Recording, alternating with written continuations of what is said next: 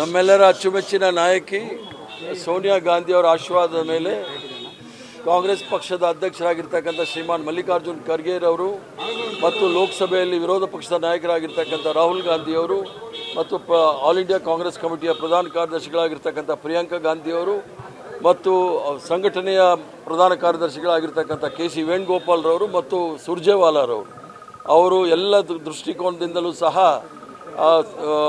ನೋಡಿ ಈ ಕರ್ನಾಟಕ ಪ್ರದೇಶ ಕಾಂಗ್ರೆಸ್ ಕಮಿಟಿಯ ಅಧ್ಯಕ್ಷರಾಗಿ ನನ್ನನ್ನು ನೇಮಕ ಮಾಡಿರ್ತಕ್ಕಂಥದ್ದು ನನಗೆ ಭಾಳ ಸಂತೋಷದ ಸುದ್ದಿ. ಯಾಕಂದರೆ ನಾನು ವಿದ್ಯಾರ್ಥಿ ದೆಸೆಯಿಂದಲೂ ಸಹ ಭಾರತ್ ಸೇವಾದಳದಿಂದ ಹಿಡಿದು ರಾಷ್ಟ್ರೀಯ ವಿದ್ಯಾರ್ಥಿ ಸಂಘಟನೆಯಿಂದ ಹಿಡಿದು ಯುವ ಕಾಂಗ್ರೆಸ್ಸಿಂದ ಹಿಡಿದು ಸೇವಾದಳದಿಂದ ಹಿಡಿದು INTUಸಿಂದ ಹಿಡಿದು ಎಲ್ಲ ಮಟ್ಟದಲ್ಲೂ ಸಹ ಬ್ಲಾಕ್ ಮಟ್ಟದಿಂದ ರಾಷ್ಟ್ರೀಯ ಮಟ್ಟದವರೆಗೂ ಸಹ ಕೆಲಸ ಮಾಡಿರ್ತಕ್ಕಂಥ ಒಂದು ಅನುಭವವನ್ನು ಕರ್ನಾಟಕ ರಾಜ್ಯದಲ್ಲಿ ಅದಕ್ಕೆ ಎಲ್ಲ ರೀತಿಯ ಉಪಯೋಗ ಆಗಲಿ ಅನ್ನೋ ದೃಷ್ಟಿಯಿಂದ ಇಟ್ಕೊಂಡು ಅವರು ನನ್ನನ್ನು ಅಧ್ಯಕ್ಷರಾಗಿ ಮಾಡಿದ್ದಾರೆ. ನಾನು ಅವರಿಗೆ ಚಿರಋಣಿಯಾಗಿದ್ದೇನೆ. ಅವರೆಲ್ಲರಿಗೂ ಸಹ ಅನಂತ ಅನಂತನ ವಂದನೆಗಳನ್ನು ಅರ್ಪಿಸ್ತೇನೆ. ನಾನು ಯಾವತ್ತೂ ಸಹ ಸಚಿವ ಸ್ಥಾನಕ್ಕೆ ಹೋಗಬೇಕು ಅಂತ ಹೇಳಿಲ್ಲ. ನೀವು ಓದಿಸಲಿ ನನ್ನೆಲ್ಲ TV ಚಾನೆಲ್ಗಳಲ್ಲಿ ಅದರಲ್ಲೂ ಸಹ ಇರ್ಷಾದ್ ಅಂತೇಳಿ ಒಬ್ಬರು ನನ್ನ ಇಂಟರ್ವ್ಯೂ ಮಾಡಿದ್ದು ಅದ್ರಲ್ಲಿ ಭಾಳ ಸ್ಪಷ್ಟವಾಗಿ ಹೇಳಿದ್ದೇನೆ. ನಾನು ಅಧಿಕಾರಕ್ಕೆ ಇರ್ತಕ್ಕಂಥವನಲ್ಲ. ನಾನು ಕಾಂಗ್ರೆಸ್ ಪಕ್ಷದ ಒಂದು ಸಿಪಾಯಿ, ಕಾಂಗ್ರೆಸ್ ಪಕ್ಷದ ಒಂದು ಕಟ್ಟಾಳು ಮತ್ತು ಅದರ ಕಾರ್ಯಕರ್ತನಾಗಿ ಕಾಂಗ್ರೆಸ್ ಪಕ್ಷದ ತತ್ವ ಸಿದ್ಧಾಂತ ಮತ್ತು ಸಂವಿಧಾನ ಮತ್ತು ಏನು ನಮ್ಮ ಪೂರ್ವಜರು ಮಹಾತ್ಮ ಗಾಂಧಿಯವರಿಂದ ಹಿಡಿದು ಪಂಡಿತ್ ಜವಾಹರ್ಲಾಲ್ ನೆಹರೂರವರಿಂದ ಹಿಡಿದು ಸರ್ದಾರ್ ವಲ್ಲಭಾಯ್ ಪಟೇಲಿಂದ ಹಿಡಿದು ಮೌಲಾನಾ ಅಬ್ದುಲ್ ಕಲಾಂ ಆಜಾದಿಂದ ಹಿಡಿದು ಎಲ್ಲರೂ ಸುಭಾಷ್ ಚಂದ್ರ ಬೋಸ್ರವರು ಎಲ್ಲರೂ ಸಹ ಈ ರಾಷ್ಟ್ರಕ್ಕೆ ಕೊಟ್ಟಿರ್ತಕ್ಕಂಥ ಕೊಡುಗೆ ಇದನ್ನು ಕಾಪಾಡ್ಕೊಂಡು ಹೋಗ್ತಕ್ಕಂಥ ಜವಾಬ್ದಾರಿ ನನ್ನ ಮೇಲಿದೆ. ಇದನ್ನು ಮುಂದಿನ ಪೀಳಿಗೆಗಳಿಗೆ ಏನು ನಮ್ಮ ಪೂರ್ವಜರು ಸ್ವತಂತ್ರ ಹೋರಾಟದಲ್ಲಿ ನಮಗೆ ಕೊಟ್ಟು ಹೋಗಿದ್ದಾರೆ ಅದನ್ನು ಭಾಳ ಭದ್ರವಾಗಿ ಸುಭದ್ರವಾಗಿ ಮುಂದಿನ ಪೀಳಿಗೆಗಳಿಗೆ ಕೊಟ್ಟು ನಾವು ಮುಂದೆ ಹೋಗಬೇಕಾಗುತ್ತೆ. ಆದ್ದರಿಂದ ದೊಡ್ಡ ಜವಾಬ್ದಾರಿ ಇದೆ.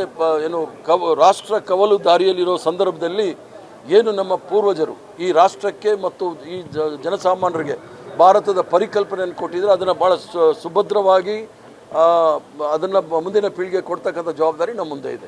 ಒಕ್ಕಲಿಗ ಪ್ಲಸ್ OBC ಅನ್ನೋ ಕಾಂಬಿನೇಷನ್ ಒಂದು ರೀತಿ ಈಗ ನೀವು DK ಶಿವಕುಮಾರ್ ಮತ್ತೆ ನೀವು ಒಂದು ರೀತಿ ಜೋಡೆ ತಿಂತರ ನೋಡಿ, ನಾನು ಹಿಂದುಳಿದ ವರ್ಗದವನು ಮುಂದುಳಿದವನು ಅಂತಲ್ಲ. ನಾನು ಭಾಳಷ್ಟು ಮುಂದುವರೆದವ್ರಕ್ಕಿಂತ ಮುಂದುವರೆದಿರತಕ್ಕಂಥವನು. ನಾನು ಕಾಂಗ್ರೆಸ್ ಪಕ್ಷದ ಸಿಪಾಯಿ. ಇದರಲ್ಲಿ ಎಲ್ಲರೂ ಸಹ ಆಲದ ಮರದ ಇದ್ದಾಗೆ ಎಲ್ಲರೂ ಸಹ ಇದರ ಅಡಿಗೆ ಬರ್ತಾರೆ. ಇದರ ಏನು ಸಿದ್ಧಾಂತ ಇದೆ ಅದನ್ನು ತಗೊಂಡು ಮುಂದೆ ಹೋಗ್ತೀವಿ.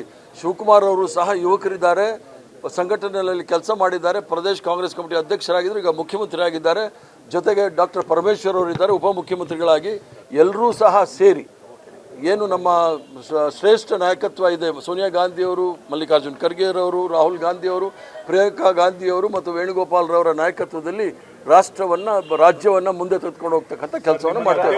ಮುಖಾಂತರ 2028ಕ್ಕೆ ನೀವು CM ಕ್ಯಾಂಡಿಡೇಟ್ ಅಂತ ಮೆಸೇಜ್ ಕೊಟ್ಟಿರುವಂತದ್ದು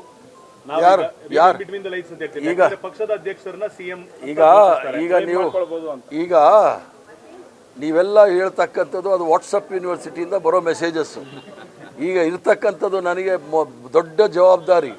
ಅದನ್ನೇ ಹೇಳಿದ್ದು, ರಾಷ್ಟ್ರ ಕವಲು ದಾರಿಯಲ್ಲಿ ನಿಂತಿರುವಾಗ ಸಂವಿಧಾನಿಕ ಸಂಘಗಳನ್ನು ಸಂಸ್ಥೆಗಳನ್ನು ದುರುಪಯೋಗ ಪಡಿಸ್ಕೊಂಡು SIR ಮೂಲಕ CAA ಮೂಲಕ ನೈಜ ಮತದಾರರನ್ನು ಅವರನ್ನು ಪದಚ್ಯುತಿಗೊಳಿಸ್ತಕ್ಕಂಥ ಕೆಲಸವನ್ನು ಮಾಡ್ತಾ ಇದ್ದಾರೆ. ಇದರ ವಿರುದ್ಧ ಹೋರಾಟ ಮಾಡಬೇಕಾಗುತ್ತೆ. ಭಾರತದ ಪರಿಕಲ್ಪನೆ 1947ನೇ ಇಸ್ವಿಯಿಂದ ಪ್ರಾರಂಭ ಆಗಿರ್ತಕ್ಕಂಥದ್ದು.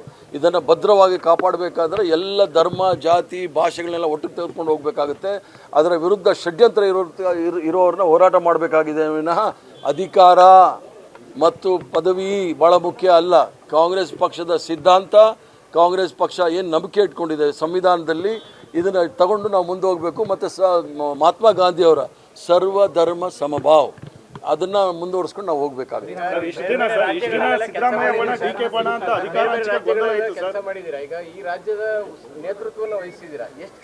ನಾನು ಏನು ಡಿಫ್ರೆನ್ಸ್ ಅಂದಿಲ್ಲ. ಈ ರಾಜ್ಯದಲ್ಲಿ ಕೆಲಸ ಮಾಡಿ ಇಡೀ ಕಾಂಗ್ರೆಸ್ ಪಕ್ಷ 1979ನೇ ಇಸ್ವಿನಲ್ಲಿ 15 ಜನ MLAಗಳು ಸಂಘಟನೆಗಳೆಲ್ಲ ದೇವರಾಜ ಅರಸವ್ರ ಜೊತೆ ಹೊರಟೋಯ್ತು.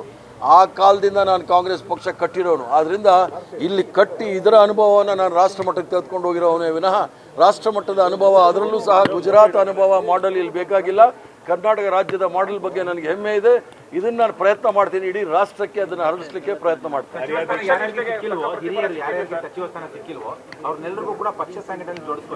ಎಲ್ಲರೂ ಸಹ ನಾನು ಎಲ್ಲರಲ್ಲೂ ಸಹ ಕಳಕಳಿಯ ಪ್ರಾರ್ಥನೆ ಇದು.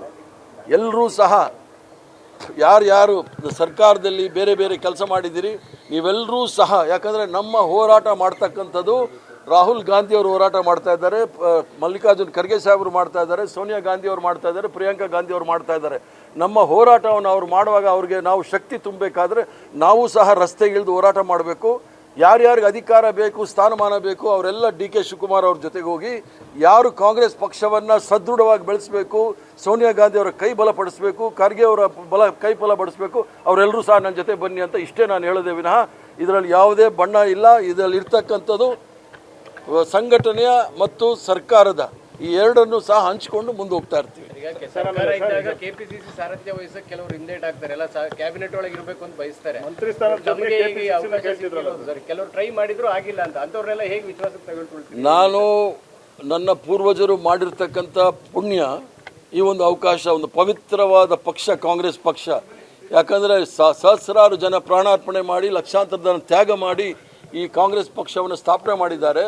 ಈ ಒಂದು ಪವಿತ್ರವಾದ ಸಂಘಟನೆಯನ್ನು ಆದಷ್ಟು ಪವಿತ್ರವಾಗಿ ಮುಂದೆ ತೆಗೆದುಕೊಂಡು ಹೋಗ್ತಕ್ಕಂಥ ಶತಪ್ರಯತ್ನವನ್ನು ಮಾಡ್ತೇನೆ. ಎಲ್ಲ ಕಾರ್ಯಕರ್ತರಿಗೂ ಸಹ ಭರವಸೆ ಕೊಡ್ತೇನೆ, ನಾನು ಅವ್ರ ಜೊತೆ ಇದ್ದೀನಿ, ಅವ್ರಿಗೆ ಏನೇ ಆದ್ರೂ ಸಹ ಅವ್ರ ಜೊತೆ ಇದ್ದೀನಿ ಅಂತ ಹೇಳಿಕೆ ಇಚ್ಛೆ ಬಿಡ್ತಾರೆ. ಪದಾಧಿಕಾರಿಗಳನ್ನೆಲ್ಲ ನೇಮಕ ಮಾಡಬೇಕು, ಅದು ಯಾವಾಗ ಪ್ರಕ್ರಿಯೆಗಳಾಗುತ್ತೆ? ಅವೆಲ್ಲ ಶುರು ಆಗುತ್ತೆ, ಪದಾಧಿಕಾರಿಗಳು ಮಾಡಬೇಕಾಗುತ್ತೆ. ಮತ್ತು ಈಗ ಪ್ರಸ್ತುತ ನಮಗಿರ್ತಕ್ಕಂಥದ್ದು ಕರ್ನಾಟಕ ರಾಜ್ಯದಲ್ಲಿ SIR ತಂದು ಒಂದು ನೈಜ